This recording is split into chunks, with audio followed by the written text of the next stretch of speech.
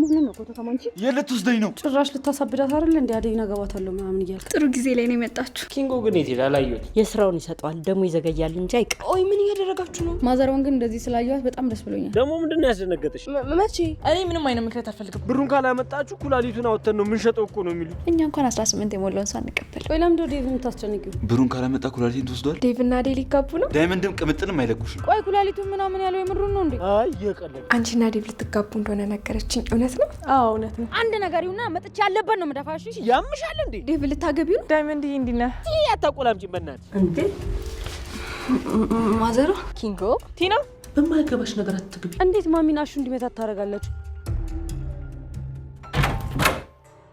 ኪንጎ ታግቷል እንዴ? ምን? አዎ በቃ ቤቱ ይሸጥና የአባቷን ሀዘን ያልጨረሰችው ቅምጥል ሌላ ደግሞ ከባድ ሀዘን ከፊት ለፊቷ ተደቅኖባታል። ኪንጎን አግተው ወስደው ብሩን ካልከፈልሽን ኩላሊቱን አውጥተን እንሸጠዋለን ድጋሚ አታገኙም እያሉ ማስፈራሪያ በስልክ ነግሯታል። ታዲያ ይህንን የሰማችው ቅምጥል የአባቴ ቤት ይሸጥልኝና ኪንጎ ይምጣልኝ እያለችም ትገኛለች። ሰላም ጤና ይስጥልን አድማጭ ተመልካቾቻችን በያላችሁበት የምድር ዳርቻ ሰላማችሁ ዝት ይበል። ለቻናሌ አዲስ የሆናችሁ ሰብስክራይብ፣ ላይክ በማድረግ ቤተሰብ እንድትሆኑ በትህትና እጠይቃለሁ። አደይ ድራማ እንግዲህ ይዞላችሁ የመጣው ዛሬ አዳዲስ ነገር አለ። አዳዲስ ነገሩ ምንድን ነው? አብረን የምንመለከት ይሆናል።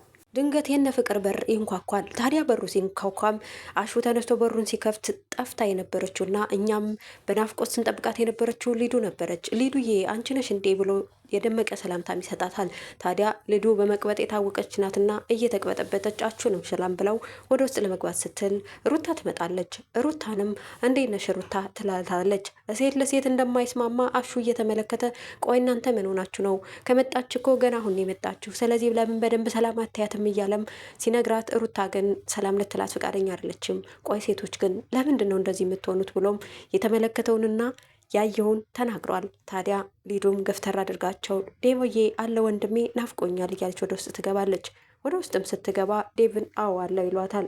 ዴቭን ማግኘት ቀድማ ማማ የምትላቸውን የፍቅርን እናት ነበር ያገኘች። ታዲያ የፍቅር እናትም ናፍቀው ስለነበረ በናፍቆት ሰላም ብለዋትኝ ወደ ክፍሏ እንድትገባ ይጋብዟታል። እሷም ዴቭን ፍለጋ ነው የሄደችው።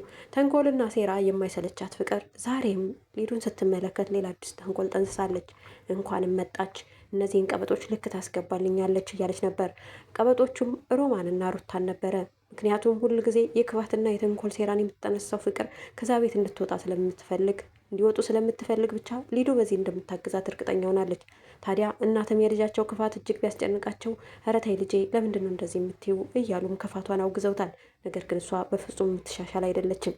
በሌላ በኩል የገንዘብ ጥማት ያሰከራት ቤዛ ኪንጎን አግታ ወንድሟን ስልክ ደውሎ ገንዘብ እንዲጠይቅ ታደርጋለች። ታዲያ ኪንጎም ለምንድን ነው እንደዚህ የምታደርጉት? እኔ ምንም አይነት ገንዘብ የለኝም እያለም ቢማጸናቸው በፍጹም ተማጽኖ ልሰማው አልቻለችም። ታዲያ ይህንን ድርጊት ያደረገችውም ቀደም ብላ ለደመቀ እገታ ነበረ። ደመቀን ግን ሳይሳካላት ስለቀረ በኪንጎ ልታደርገው አስባለች። ደመቀ ያገኘውን ገንዘብ በደንብ አውቃለሁ፣ ስለዚህ እስኪ ከጓደኛህና ከፍቅረኛ ማን ቀድሞ ይደርስልሃል? እኛም በዛው ብዙ ገንዘብ ተጠቃሚዎች እንሆናለን ብላም ትለዋለች። ኪንጎ እባካ ልቀቁኝ ምንም ገንዘብ የለንም ቢልም ስልክ እንዲደውል ወንድሟን ታዘዋለች። ወንድሟም ስልክ ደውሎ ለዳይመንድ ይነግረዋል። ዳይመንድንም ይኸውልህ የምንፈልገውን ብር ካላስገባህ ኩላሊቱን አውጥቼ እሸጠውና ነፍሱንም አጥፍቼ ከዛሬ ሰውን ታገኘዋለህ ይለዋል። ይህንን የሰማው ኪንጎ እጅግ እየተደናገጠ ቆይ ግን የእውነት እንደዛ ልታረጉኝ ነው ይላቸዋል። ታዲያ ደመቀም ይህንን ሲሰማ ግራ በመጋባት ለቅምጥል ይነግራታል። ቅምጥልም እየተርበተበተች ቆይ እንዴት ነው የምናደርገው? በቃ የአባዬ ቤትም ቢሆን ይሸጣል፣ ስልክ ደውልልኝ ድጋሜና ላግኘው እኔ ትላለች። ታዲያ ስታወሪው ምንም አይነት መጥፎ ቃል እንዳይወጣሽ ይላታል። እሷም እሺ ብላ በሀሳቡ ተስማምታ ስልክ ይደወላል። ስልኩንም ሲያነሳላት በስድብ ሙልጭ ታደርገዋለች። ኪንጎ ይህንን ሲሰማ እባካችሁ እሷ ምንም አታውቅም ከሀዘኗ ትውጣ ተውኝ እያለ ቢማጸንም ማንም እሺ ሊለው አልቻለም። ታዲያ ደመቀም ይኸውልሽ እኔ አትሳደቢ ያላልኩሽም ነበር ወይ ለምን ይሄን ታደርጊያለሽ ይላል። ድንገት ግን ከእሷ ጋር እያወራ በነበረበት ቅጽበት ቤዛ ትመጣለች። ቤዛን ሲያያት ግን ትንሽ ተጠራጥሯል። ታዲያ እያመናቀረም ሁለተኛ በዚህ ሰፈር ባይሽ ወዮልሽ ይላታል። እሷም ቆይ እናንተ ገና ብዙ ነገር አደርጋችኋለሁ ጅሎች እያለች እየዛተችባቸው ጥላቸው ትሄዳለች። አብራኝ ትሰራለች ብላ የተማከረቻት ቲና አፏ መቋጠር አቅቶት እየተርበተበተች ለሊዱ ኪንጎ እያለች ደጋግማ ስትናገር ቤዛ ረፊ የሚል ማስጠንቀቂያ ትሰጣታለች። ታዲያ ግራ የገባትም ሊዱ ቆይ ምንድን ነው ኪንጎ የሆነው ብትልም ነገር ግን ማስፈራሪያና አይን ጠቅሻ ስለደረሳት ቲኑ ምንም አይነት ነገር መናገርን አልፈለገችም። ጥላትም ትሄዳለች። ቅምጥል የኪንጎ መጥፋት እጅግ በጣም አስጨንቋት ወደነ ለሊ ቤት እየገሰገሰች ነው። ከነ ለሊ ቤት አዲስ ነገር ተፈጥረዋል። ለሊ በፈገግታ ቤቷ ደምቋል። ትናንትና ሀዘን ያጠላበት ቤቷ ዛሬ ሳቅና ፈገግታ ሞልተውታል። ታዲያ ይሄን የሆነው ባቡሬ ከመጣ በኋላ ነው። ባቡሬ ለእሷ ፀሐይ ሆኖላታል። ትናንትና ጨለማዎቹ ዙሪያውን ገቧት ነበር።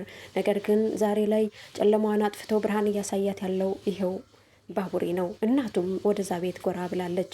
እናቱ እናት ልትሆናትም እየመከረቻት እየገሰጸቻትም ልጄ ከዚህ በኋላ አብሬሽ እሆናለሁ እያለቻትም ነው።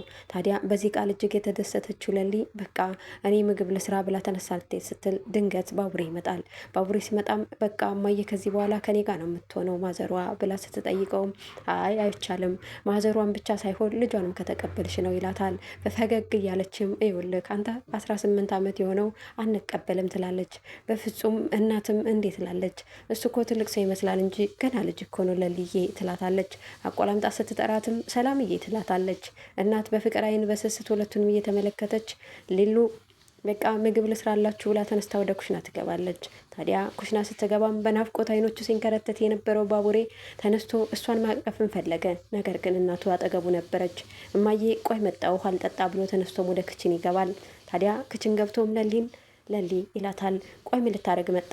ላግዝሽ እኮ አንተንም አላቅ መሰለህ ከእንዶሚ ውጭ እኮ ሌላ ነገር አታውቅም ትለዋለች።